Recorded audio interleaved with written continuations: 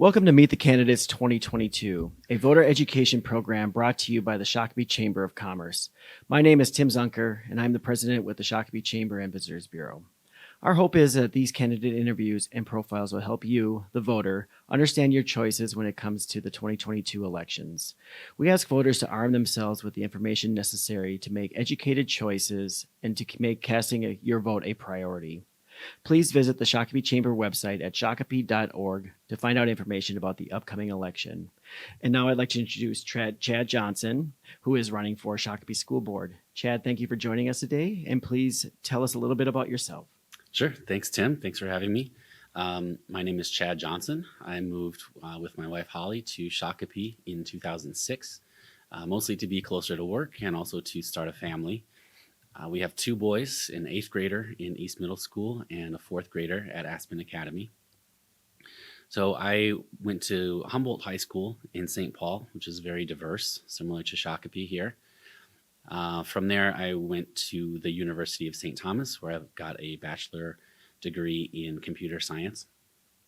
And I've worked in the last 20 plus years in IT, most of that time for a very large company headquartered in the Twin Cities. My work background, as I said, is IT. In the past few years, it's been skewed towards program management, so managing medium and large size budgets, and then more recently program management, where I had a $12 million budget portfolio. Still working on the same team, just shifted to a little bit more technical lately because that's what I like better. But in a nutshell, I can describe my work experience as managing large budgets, solving problems, and getting people to work together. As far as community engagement, I've done a lot of that through my kids' schools and their activities. So my wife is on the Red Oak PTO, so I have also volunteered with the Red Oak PTO with their student directory and some of their other activities in the school. I was also a Cub Scout den leader. Both of my sons were in Scouts, so I was a den leader and then the Pinewood Derby race director and then the committee chair. And then most recently, 2019 and 2020, I was a coach for a Lego Robotics League for 5th and 6th graders. Great. Thank you, Chad.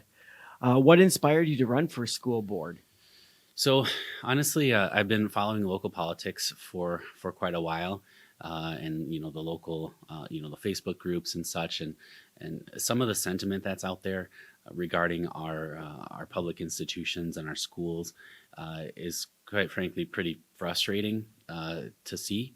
And so the way I decided to deal with that is by participating. Honestly, I think everyone should take a turn at participating.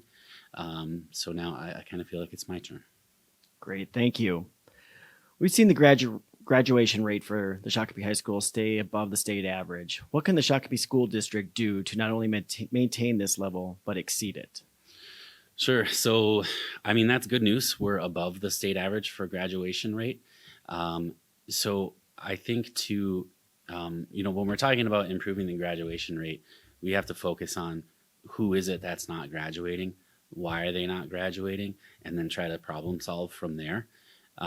So some of the things that we have in place now are, so starting at the lowest levels, we have like cultural liaisons in the schools for students in our community who, they might be new to schooling in the community, new to schooling in America, extend them a welcoming hand to make sure that they feel like they're part of the school, they're part of the community, they understand what's expected of them and how to be successful.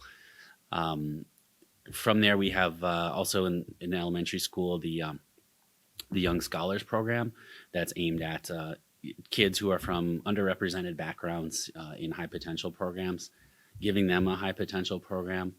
Starting in elementary, so that's going to give them a leg up for middle and high school. Pushing them to have be on a good pace for graduation. And then at the higher grade levels, we have the AVID program, where kids who are performing maybe at like low or middle tier, to give them some extra help, give them an extra push to make sure that they're on track to graduate, and if their path is to go to college, making sure that they're ready for that. Great. Thank you, Chad.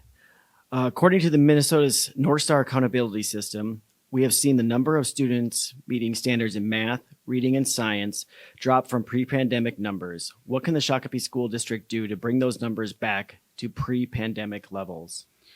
Sure. So the good news is, we're still above the state average in Shakopee. The state average dipped, national average dipped. It's really a global problem. COVID was hard for everybody. It was hard for our students in particular, in the context of this question. Shakopee is still doing well. I kind of think we just, thankfully the levy passed, and that's going to equip us to be, back where we need to be, to run the schools the way that we want to run them. And I think, given some kind of healing time, we'll see those numbers come back up. But as far as like giving an extra push, what can we do to give an extra push? We've got the Connect and Assess days at the beginning of the school year. So teachers can interact with the students, understand where they're at coming in, and then kind of tee up any sort of extra help that those students might need. There's also the multi-tiered support system for teachers, where there's a number of different tools that they can reach for different levels of support that different students need.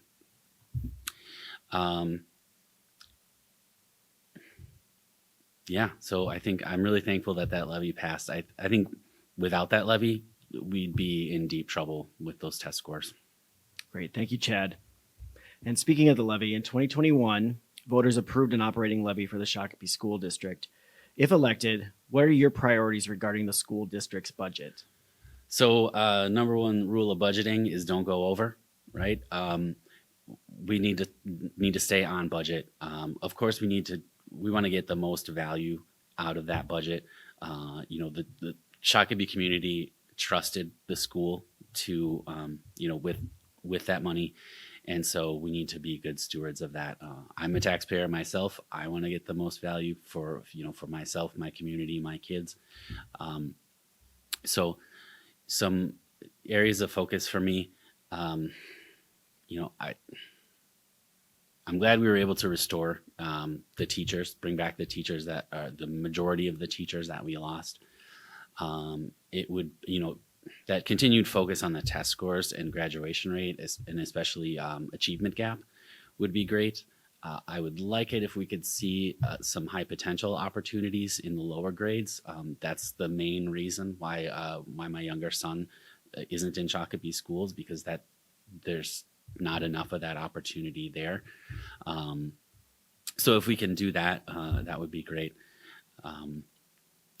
And I think one of the areas of focus for the school board is bringing back the rebuilding the unallocated fund, which is kind of the school board's the school district's kind of safety net to fall back on if there's any unexpected budget changes from state funding, or the state fails to pass a budget.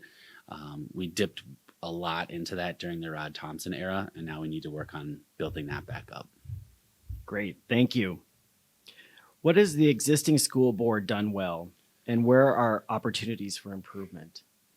Okay, so calling back again to the mess that Rod Thompson left us with, I think the school board has done a really good job pulling us out of that. Again, restoring that public trust where the community felt confident enough to trust the school again to pass the levy this time after it failed previously. So they've done well there. Some things that they can improve upon is there's still calls for more transparency. And so I think we might help the community by doing, like, in my office, we refer to it as like voice of the customer. What is it you're happy with? What are you not happy with? These folks that are calling for transparency, what data are they getting? What are they not getting? What do they want to get? How do they want to get it? How often? Not everybody's on Facebook, so we can't just rely on that channel. We maybe need to email, maybe texts, maybe in-person meetings, maybe mailers. But to just kind of do that study of what is it that people want to know to make them feel comfortable, to make them feel that we're being transparent with them.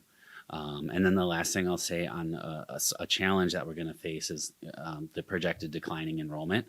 I think that's in view, but we just got to make sure that we we're successful in solving for that. Great, thank you. Now, if you'd like to give a 30-second closing statement or message to the voters. Sure. So I would say first and foremost, what you can expect from me is honesty and I'm not gonna honesty and forthrightness. So I'm gonna tell you everything I know. I don't have anything to hide. I'm also kind of by nature and by training a problem solver, and I'm not attached to where the solution comes from. I'm just attached to finding a solution. So let's put the facts on the table. Let's work together to find a reasonable, practical solution to whatever it is, the problem of the day that we're discussing, and then let's get to work on implementing it. Great, thank you, Chad.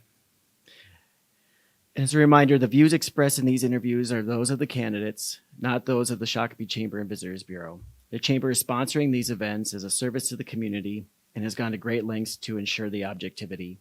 The Chamber does not endorse any candidate, but seeks to provide you, the citizens and voters of Shakopee, with the information you need to make an informed choice.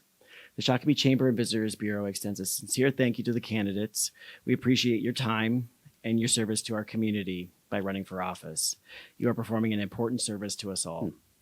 Again, thank you for joining us for this edition of Meet the Candidates 2022. Please join us September 29th at River Valley Church for our candidate forum. Please visit the Shakopee Chamber website at shakopee.org for more information. Thank you. Thank you, Chad. Thanks.